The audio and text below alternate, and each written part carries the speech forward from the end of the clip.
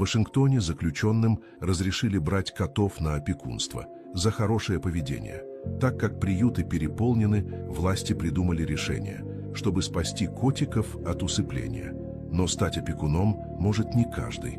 Нужно пройти собеседование и отличиться хорошим поведением. Результат не заставил себя долго ждать.